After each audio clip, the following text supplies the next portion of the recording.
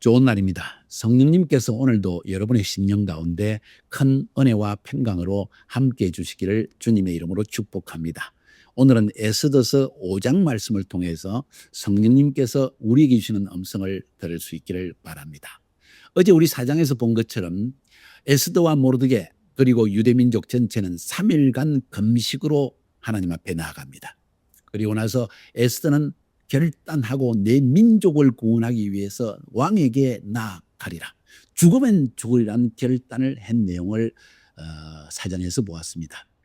그러면서 여러분에게 말씀드리기를 여기서 얻을 수 있는 중요한 교훈은 비록 하나님께서 자기 민족을 구원할 계획이 있다 할지라도 여러분을 구원하고 여러분의 가정을 구원하고 교회를 구원할 계획이 있다 할지라도 우리가 해야 할 일은 면제되지 않는다. 우리가 해야 할 일은 우리가 해야 된다. 하나님이 그것을 봐주지는 않는다는 이야기입니다. 뭘까요? 금식하며 나가야 됩니다. 그 말은 하나님 당신 이외에는 길이 없습니다. 나의 힘과 노력으로는 이 일을 해결할 수 없습니다. 그래서 하나님 한 분만을 바라봅니다 하는 간절한 열망의 태도를 하나님께 보여야 한다는 것이고, 두 번째는 단순히 열망으로 나아가서 금식하며 기도만 하고 가만히 앉아서 하나님 주세요 하는 것이 아니라 죽으면 죽으리라, 내 민족을 구원하기 위해서 내가 할 일을 행하는 것입니다. 하나님은 그것을 기다리고 있다는 거예요. 이것이 믿음의 표현입니다. 행동이 있어야 된다는 것입니다. 오늘 5장으로 넘어가 봅니다. 에스더는 어떻게 했을까요? 밤새 두려워서 말은 그렇게 했지만은 실제로 해보려니까 너무 힘드네, 못하겠네, 죽을 것 같네, 염려와 근심과 두려움 때문에 넘어지고 말았습니까? 아니요. 에스더는 하나님 앞에 헌신적 결단을 하고 결국 그 다음날 왕후의 옷을 차려입고 왕에게 나아갑니다. 그 발걸음이 얼마나 힘들었을까요? 오늘 내 인생의 마지막 날이 될 수 있겠구나. 왕이 진노하여서 나를 칼로 죽여버리면 나는 어떡하나. 고자기에 나를 머리를 씌워가지고 나를 끌고 나가버리면 어떡하나. 온갖 두려움, 여인의 두려움, 여자의 두려움 얼마나 큰지 모릅니다. 그 발걸음 한 걸음 한 걸음이 얼마나 힘들었을까요? 왕의 정원 안뜰까지 가기 전까지의 그 발걸음은 마치 천근만근 정말 너무 무거워서 죽을 것 같은 발걸음이었을 것입니다. 그런데 놀라운 사실은 그가 왕이 자기의 의전에, 자기의 이 보좌의 트론에 앉아있는 그 자리 앞에 뜰을 딱 들어서자마자 왕이 에스더를 쳐다보고는 금호를 내밀었다는 사실입니다. 에스더의 아름다움이 눈에 들어왔다는 거야. 자, 여기서 한 가지 말씀하고 싶은 것이 있습니다. 여러분, 하나님이 개입했습니까? 하지 않았습니까? 이것은 우연입니까? 아니면 하나님의 역사입니까? 금식했기 때문에, 에스더가 결단했기 때문에 하나님이 지금 간섭하시고 하나님이 왕의 마음을 감동시킨 거예요. 다시 말해서 에스더가 예쁘기도 하지만 왕후의 옷을 입고 왕관을 쓰고 오는 그 모습이 너무 아름다워서 우리말로 뿅 가버렸다는 것입니다. 그 마음을 주신 분이 누구냐는 것을 저는 말하고 있는 것입니다. 에스더의 결단, 나는 죽으면 죽으리다 하는 결단, 또 3일간 금식하며 왕 앞에 나아가기 전에 음식을 잘 먹어서 화장도 잘하고 맛있는 걸 먹고 기름진 상태에서 가야 되는데 오히려 금식하고 나아갔다는 것 자체가 얼마나 죽으면 죽으리라는 결단이 있는 걸 보이지 않습니까? 이런 태도 우리에게 필요하다는 것입니다.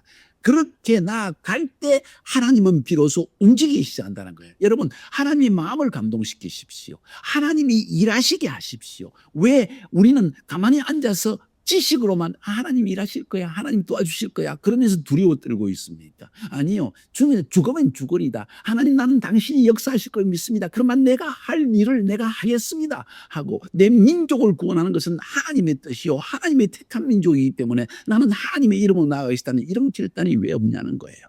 이것이 있을 때 주님은 우리 삶 가운데 역사한다고 저는 확신합니다. 그래서 에스더는 들어가자마자 왕이 금호를 내밀었고 에스더는 금호를 만지고 그리고 왕에게 나아갑니다. 왕이 너무 아름다우니까 하나님이 또 두 번째로 마음에 감동을 주십니다. 어떤 감동을 주십니까? 에스더야, 네가 원하는 게 뭐냐? 오늘 본문 한번 읽어보세요. 왕후 에스더요, 그대의 소원이 무엇이며 요구가 무엇이뇨? 나라의 절반이라도 그대에게 주겠나라. 이런 말 쉽게 하는 거 아니에요. 왕은 한번 맺은 말을 반드시 지켜야만 합니다. 그런데 이 말을 했다는 것은 완전히 마음이 에스더에게 쏙 빠져버렸다는 것입니다. 누가 그렇게 했나요? 하나님이 행하십니다. 나는 하나님께서 여러분의 삶 가운데 여러분이 금식으로 나아가고 또 죽으면 죽으려는 결단으로 나아가는 것을 보고 하나님께서 여러분의 삶 가운데 그런 역사를 일으키기를 주님의 이름으로 축복합니다. 할렐루야. 그 일이 우리 삶에 일어나야 됩니다. 그렇게 하나님을 체험해야 됩니다. 그렇게 살아계신 하나님을 맛보아야만 합니다. 지금 그럴 때입니다. 사랑하는 여러분. 여러분의 인생에 우리나라의 운명에 지금이 그럴 때라는 걸 저는 여러분에게 말씀드리는 거예요. 왕의 마음이 얼마나 감동되었으면 와구했어요. 그대가 원하는 게 뭐냐? 네가 요구하는 게 뭐냐? 무엇 때문에 왔느냐? 내가 너에게 나라의 절반이라도 떼어주마. 이런 마음에 감동을 주신 하나님, 그런 감동을 일으키시는 하나님께 나아가야 되지 않겠냐는 거예요. 여기서 한 가지 더 배울 것이 있습니다. 왕후 에스더는 서두르지 않습니다. 지혜로운 여성입니다. 오늘날 지혜로운 여성이 필요합니다. 성급해가지고 울면서 왕이여 내가 마음이 어떤지 아십니까? 내 민족이 죽게 되었습니다. 그렇게 하지 않았다는 거예요. 에스더는 지혜로운 여인이요 서두르지 않고 하나님의 때를 기다리는 여인, 하나님의 때를 기다리는 지혜. 왕후는 이렇게 이야기합니다. 왕이여 당신이 정말 허락해 주시면 오늘 제가 왕과 하만을 위해서 제가 잔치를 베풀었으니 저희 잔치 자리에 와 주시겠습니까? 그거 아무것도 아닌 요구잖아요. 그러니까 당장 그러지. 그리고 왕후는 그 자리를 빠져나옵니다. 그 뒷모습을 바라보는 왕이 얼마나 예쁘고 아이고 빨리 가서 저 왕후와 함께 술을 한잔 해야지. 잔치 자리에 내가 꼭 가야지. 뭘 맛있는 걸 해놓았을까. 막 기쁨으로 넘쳤을 것입니다. 역사적으로 보면 이 아하수에로 왕은 굉장히 술과 잔치와 여자를 즐긴 왕이었다고 합니다. 에스더는 이 왕의 가장 약한 약점, 또 왕이 가장 좋아하는 것을 행함으로 말미암아 자기 민족을 구원한 여인이었습니다. 그것을 통해서 하나님의 마음을 감동시킨 여인이었다는 걸 기억할 필요가 있습니다. 역사학자, 그리스의 역사학자, 헬라의 역사학자인 이 헤로도토스가 그런 글을 남겼다는 걸 여러분이 기억할 필요가 있습니다. 자, 아무튼 그날 저녁에 왕이 접시로 하만을 불러가지고 하만과 함께 에스더의 잔치 자리에 나아갑니다. 왕이 성급해가지고 이 에스더가 왜 이렇게 할까? 저렇게 예쁜 여자가 원하는 게 뭘까? 자기가 사랑하는 여인의 소원은 들어주고자 하는 것이 남자입니다. 뿐만 아니라 그것이 남자의 자존심이요. 내가 강한 자요. 내가 할 수 있다는 것을 보여주고 싶은 게 남자의 본성입니다. 에스더는 아무 말 하지 않습니다. 왕이 다시 한번 묻습니다. 에스더야, 네가 원하는 게 뭐냐? 자, 6절에도 보세요.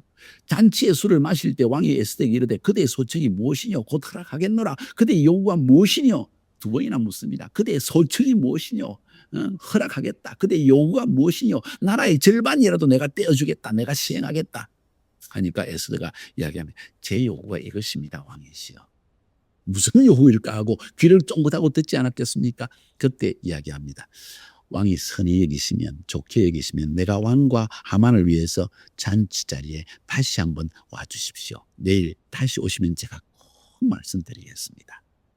왕의 마음이 안달이 났을 거예요. 잠을 잘 수가 없을 겁니다. 나중에 6장이 넘어가 보면 진짜 잠을 못 잡니다. 진짜 잠을 자지 못해요. 흥분된 가운데 하만도 엄청 흥분되었습니다. 왕비가 다른 사람은 제껴놓고 나만 초청을 했어. 나만, 대신들 중에, 귀족들 중에 나만 초청을 했어. 너무 기분 좋아지고 우쭐대서 나가고 있는데 대궐문 앞에서 금식을 하고 꿇어 절도 안 하는 이 모르드게를 쳐다보고 분노가 칩니다. 이 저것만 없으면 이 기분 좋은 걸 다 망쳐버렸네. 집에 가서 아내에게 이야기합니다. 왕후가 나를 초청했다. 엄청난 잔치를 베풀었다. 하나님 정말 왕후가 나를 좋게 본 모양이야. 왕후도 나를 좋게 봤으니 내 인생은 이제 다 펼쳐진 거야. 그런데 저 모르드게의 전능 때문에 내 마음이 다 망쳐졌어. 이런 이야기를 하더라는 거예요. 그러니까 그 아내 세레스와 그 친구들이 하는 이야기가 50규빗, 그러니까 22.5m쯤 됩니다. 1규빗이 45cm니까 22.5m는 높은 나무를 준비해가지고 모르드게를 그냥 목매달아 버리시오. 이 기회에 왕구도 당신 편이고 왕도 당신 편이니까 왕이 가서 내일 아침 새벽에 일찍 가가지고 왕에게 허락을 받아내고 내일 그냥 모르드게를 나무에 쳐달아서 죽여버립시다. 이런 이야기를 한다는 이야기가 오늘 기록된 것입니다. 자, 하나님의 경륜 어떻게 흘러가는지 너무 재밌지 않습니까? 자, 여기서 오늘 5장에서 배울 수 있는 굉장히 중요한 교훈이 무엇입니까? 우리가 해야 할 일을 다 할 때, 우리가 금식으로 나가고 우리가 죽으면 죽으라는 결단을 내릴 때 하나님은 하나님이 하실 일을 행하신다는 거예요. 예쁘게 보아서 금호를 내밀고, 그리고 에스더 왕후여 그대의 소청이 무엇이냐, 요구하는 건 뭐냐, 내가 나라의 절반을 떼어주겠다 하는 말까지 하게 한다는 거예요. 또 배울 수 있는 것은 에스더는 서두르지 않았다. 지혜로운 여인이었다. 왕의 마음이 달아오를 만큼 달아오를 대로 무슨 요청을 할지라도 다 들어줄 때까지 애쓰는 믿음으로 지금 나아가고 있는 거예요. 여러분, 우리에게 이런 지혜가 필요합니다. 위기의 때, 나라가 위기의 때, 내 가정이 위기의 때, 여러분 개인의 위기의 때에 빠졌을 때 금식하며 나아가십시오. 죽으면 죽으리라고 나가십시오. 지혜롭게 행동하십시오. 서두르지 마십시오. 하나님은 여러분의 편입니다. 하나님은 기적을 일으키실 것입니다. 하나님이 간섭하실 것입니다. 내일은 어떻게 간섭하시는지 한번 볼까요? 기대되지 않습니까? 하나님은 여러분과 여러분의 가정, 교회와 여러분의 민족, 이 나라를 구원하실 놀라운 승리를 가지고 계십니다. 그리고 우리 역사의, 눈에 보이는 역사의 뒤편에서 움직이고 계십니다. 악인을 처단하시고 의인을 세우실 것입니다. 악한 자를 제거하시고 의인을 높이실 것입니다. 악한 민족을 제하시고 의로운 민족을 일으키실 것입니다. 이것이 에스더서의 핵심적인 메시지입니다. 승리하시기를 주님의 이름으로 축복합니다.